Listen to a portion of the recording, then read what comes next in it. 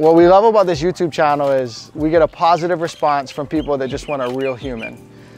You know, it's not, Ko'olina boasts 7 buildings and 5 communities. Like, we talk to you like if your cousin introduced us and you wanted real information about the island, like a friend who's not an agent would talk to you. That's how we like to provide value, give you a local's perspective. I have the largest Hawaiian Islands tattoo. I have them all on my back. Do you guys want to see it? I don't know of any other agent that's gonna do what we're gonna do. Stay tuned to the end of the video if you want that. All right, aloha guys. We're back with, is it episode 3? Yeah. Episode 3 of your questions. First question, where would you recommend to live and work virtually or work from home in Hawaii? You know what? We are shooting another video on this today, actually. I'm gonna do a shirt change. We're gonna go over there and we'll shoot a whole separate video on it. Next question from Sophia in the comment section. This was so interesting. Have you visited all the habitable islands? Is there a significant difference with the islands welcoming tourists or new homeowners? Thank you for the question. I haven't been to Molokai and I have not been to Lanai. Although Molokai and Lanai are habitable, the percentage of people in general, and especially newcomers that would end up there, is very low. Lanai's even lower, and mainly it's just a little island off of Maui. I believe there's a 4 seasons on Lanai, right? And then there's also hunting. It's a place to go hunt for axis deer. I believe they have mouflon sheep, mouflon goat, sheep. Anyway, it's a great hunting destination. We'll talk about Oahu, Kauai, Maui, and Hawaii Island, or the Big Island. Oahu is the main island, represents probably like 90% of the state's population, something like that. Hawaii Island, or the Big Island, is the biggest island, but is not the main island economically or population-wise. Here on Oahu, it's a big city, you know. Honolulu is a big city. It's the main port. We have the only level 1 trauma hospital in the Pacific. And in terms of the Pacific Ocean, this island is it, you know. People come and go. There's tons of military, tons of tourists. What you're maybe getting out of, like, is the resistance from the locals. I mean, there can be resistance anywhere. 2 cultures cannot match anywhere. Because it's so populated and so gentrified here, that resistance is kind of exhausted. If I had to say which island is the most protective of their status quo and how it is I would say Kauai as a whole. People I know from Kauai, when I was in the Coast Guard, I was stationed with a guy who was like a amateur pro surfer from Kauai who joined the Coast Guard. And you go to a beach on Oahu and you're filming, it's like that, okay, you film yourself surfing or someone's filming you surfing. You go to certain beaches on Kauai and you're filming yourself surfing, they might take your camera and throw it in the ocean or break it. They want to keep their spots, their zones protected. They don't want to develop and add street lights. You know, you can, between the North Shore and town in Kauai, if you're driving at night, it's like pitch black, it's dark, you know, in certain areas. When the islands had a ferry, they called it the super ferry. Like, I could take my van, drive it onto the ferry, go to Kauai or Maui, and take my car, because still registered in the state of Hawaii, right? Take my car onto the island of Kauai so I could go see my uncles or whatever. Kauai is the island that really disrupted that business model.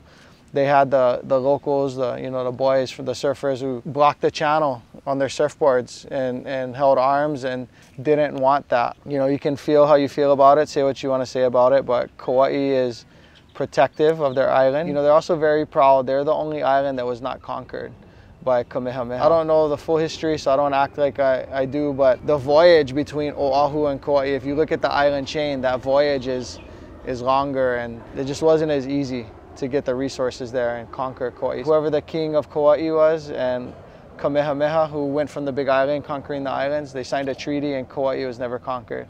And there's still a bit of that aura in the Kauai culture. Maui, I think when you go up country, like Makawao, Pula, what would you say? Like Waiahuli, like you go to more secluded places in Maui where the locals, you know, roots run deep to, you know, Hawaiian days and or plantation days. I shouldn't say Hawaiian days like they're a thing of the past, but plantation days are. Those families are very protective too. But less people are just gonna choose to move there, and they're kind of secluded and protected. Maui as a whole is like a resort island where the population density is. Like Lahaina is a resort area. Waialua is a resort area. It's kind of like this, actually. I wouldn't say Maui is as protective, but there's some of that too, you know. I have a friend, good friend, I love him. He would, he uses a certain derogatory term for foreigners that is generally, doesn't have to be for people with fair skin, but generally is. But he's like purely, you know, white, Caucasian, Anglo, you know, whatever. Like he is that word, right? But he uses it because he just identifies as local. You know, grew up on Maui, fish, hunt, drive your truck on the beach and surf and protect the land, the aina, you know. And he's like what we call moke. He's like the most moked out local brada, but his parents moved here from Washington State in the 60s, or no, I think like the 70s or 80s, you know. Matt, if you're watching, Matt. But Maui has a bit of protective, you know, nature to it too. And then you go to the big island, you go to Hawaii Island. Kona is more like Kailua or Maui, where there's a large population of people who aren't from there that live there. Hilo is a little more, you know, localized, and you would find that protective culture there more so than Kona. It depends, but like we always say, just lead with respect. Don't come to conquer, come to assimilate, integrate, and add value, but add value in a way that's respectful, and you're fine. It's gonna take up the whole video, that one. Yeah, we cut them up, Oh, my leg is asleep. I can't feel my foot.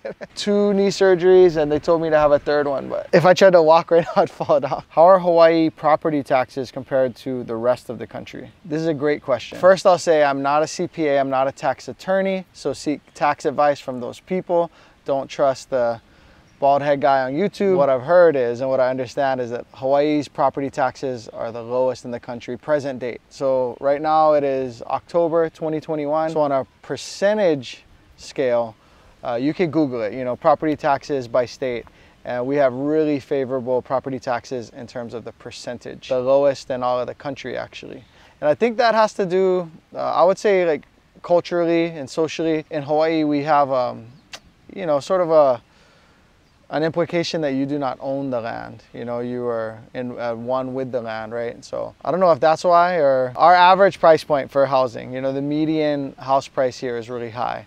So you may pay more for your property taxes on an annual scale here than you do in another state like Alabama or something like that. Although Alabama is pretty low nationally as well. I think they're in the bottom 5 for you investors out there. You may pay more here, but that's just because your house costs more. You know, the $1 million house, you can go to North Dakota and get a similar house for $100,000 or $200,000. But on a percentage scale, we have some of the best property taxes around. Also for veterans who are 100% service connected, disabled through the VA, you should not be paying property taxes there either. Again, talk to your tax attorney or CPA. Current day, pensions are not taxed in Hawaii. So that doesn't mean all retirement income. So state pensions, government pensions are not taxed in retirement. If you have a 401k and you're removing money from that, then that will be taxed at a certain rate that you and your tax team figure out. With that being said, it can be a really favorable place to have a paid off property in retirement. And we did another video, which we'll link in the show notes here, about best places to retire in Hawaii. But one thing I do want you to be aware of,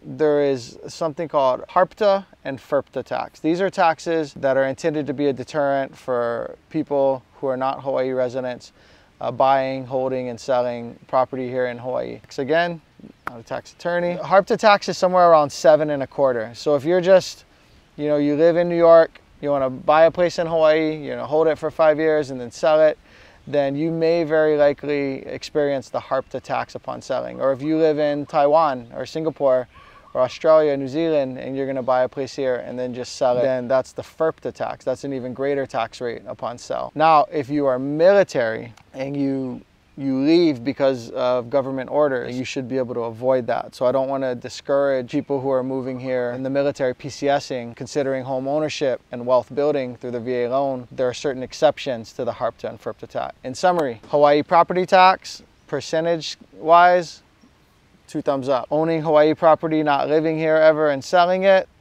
potentially 1 or 2 thumbs down. And there are exceptions to that, military, etc. If you're of retirement age or will be of retirement age, then look into whether or not your income is going to be taxed. Next question, how do the seasons affect real estate in Hawaii? Here on the mainland, in the wintertime, things really slow down and you might be able to find a better deal. Not sure if that is the same in Hawaii. Good question. I get this question quite a bit. And when we're doing our video conferences with buyers, people who aren't from here, they say, hey, you know, I live in North Carolina or North Dakota or Washington State or whatever it is, and things slow down in the winter. Not so much the case here. Now, could there be a few weeks where inventory kind of sits a little because people are focusing on the holidays and less people are moving? Like, potentially, but not my experience, and there's a few reasons for that. Oahu is a big, you know, military island with Pearl Harbor, Hickam, Schofield, Wheeler, Tripler, KANEOHE Marine Corps Base, the Coast Guard, all of those things. Now, branches like the Coast Guard, typically almost all of their PCS'ing is happening in the summer. But Army Air Force, they kind of split it up. And I was surprised to learn, especially when I started doing real estate, how often Department of the Army PCSs happen in the winter. So from December to February into March, like quite a few PCSs. And the Navy and Marines, a little bit of the same. You know, people will PCS in the winter, so that affects inventory. But also just the weather. It could be like just like this in December. We get a little rainier and the waves get a little bigger on that side of the island. But we don't have this, you know, inclement weather where people are discouraged from going out and looking at homes and going to open houses or attempting to make a move, right? Like if someone's going to move from Oahu to the Big Island or Kauai or something, they're not going to not do it because it's December or January. Whereas in Iowa, it may very well be the case. They're like, hey, let's wait until summer to make this move. So to answer your question in summary, not really. Not enough to the extent where you should plan your move and your decisions based off of the seasons here. There's probably some Honolulu Board of Realtors data that shows an initial spike in March and April when people start making their decisions after tax season, and then into the summer, and then in the fall, you know, once that summer rush is ended in September, early October, like now, a bit of a slowdown. And then in the winter, although there's maybe less inventory, there's also less buyers, but then there are very specific people who are making decisions around the school year and transitioning their kids during winter break. I'm sure that there's data and there's graphs showing the historical changes. Like we just did a home inspection 2 days ago, and they were stating, the home inspectors were stating how usually they're slow right now, but they're unusually busy. Same with me. We just put 5 buyers into escrow. It's October. I don't see it in my business. January and February tend to be slower times for agents, but I think that also has to do with the input, the amount of work they're putting in November and December. Because I have another agent in my office who doesn't really celebrate Christmas, and his January and Februarys are always booming. I keep looking off into the distance here because it's such a clear day and there's some boats going by. So sorry, YouTube family. I'll try and focus back on you guys. This question is from Nicola Barnett on one of our last videos like this. She said, Aloha Derek, we've got a question. The view is important to us. We love a real sunset view where you can see the sun setting over the horizon, kind of like what you get at Sunset Beach and Waimea Beach near Haleiwa. Is there any spot near Hawaii Kai or Kailua where you can get that view, I think is what she meant. Essentially, spots on the east side of Honolulu that have a kick-ass west-facing view. Mahalo. Thank you, Nicola. No, not that I know of. In Hawaii Kai, you get a sunset view. So in Portlock, in Hawaii Kai, that would be your best option. Up on, you know, Mariners Ridge, or we have one in escrow in another community up on the mountain right now. That would be your best bet. When you get into the Kailua and KANEOHEs of the island, the Ko'olau Mountains are just shielding you. So if your house is here, even if you're up on a hill like in Lilipuna, which we did when we went to KANEOHE, did our luxury shot there, gorgeous views, but the Ko'olau Mountains are blocking you from that view. Take my briefcase thing. If you pretend like this is the Ko'olau Mountains, like here's Kailua, here's KANEOHE, and the island comes to a tip, well, like here's Koko Head, and this is Hawaii Kai. So there's a road that goes like through Koko Head, or the back of Koko Head, and then you have these ridges, these big mountains of Hawaii Kai here, and they're kind of southwest facing.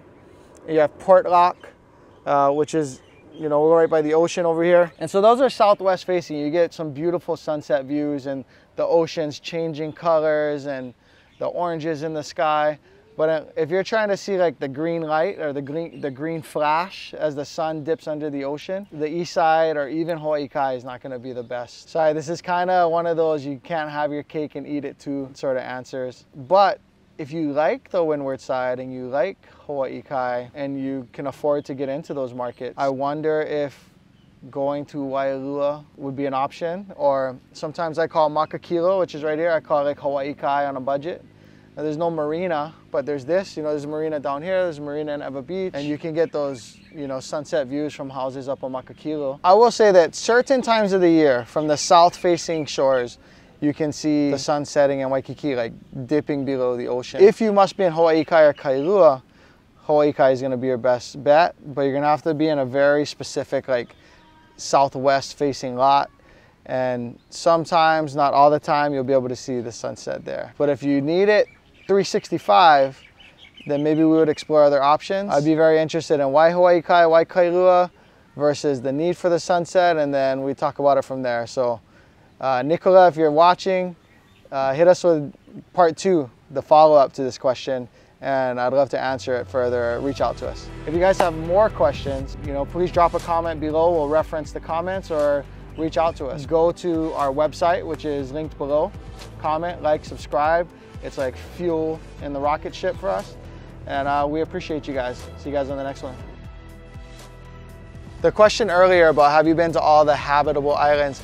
I have not been to all of them, but I have all of them on my back. And I also forgot Ni'ihau. Ni'ihau is a little island off of Kauai. The Robertson family purchased it. There's, you know, it's for very specific use for people who have like Native Hawaiian blood. And so I won't get into Ni'ihau, but you can't really go there anyways. Ni'ihau is not really an option, although it is habitable. But I have them all on my back. Do you guys want to see it? As you know, like the Hawaiian Islands is a very common, like people get the tattoos on their forearms. When I was leaving Hawaii as a young man, I was like, man, I'm leaving this place. And I was joining the Coast Guard, and I was heartbroken. I didn't want to leave. And so I said, I'll take it with me. But I want to do the islands, but I want to do them different than anyone else would do it. So the asterisk to that is, excuse the dad bod. You know, kids are 4 and 7. I like to be about 20, 30 pounds lighter than I am. So we're working on it. Bye. So yeah, Ni'ihau, Kauai, Oahu somewhere, Molokai I can't reach.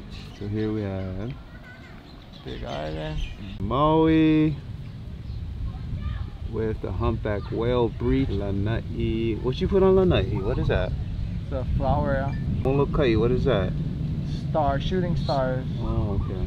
Oahu, yup. Kauai. The Aloha. The Aloha.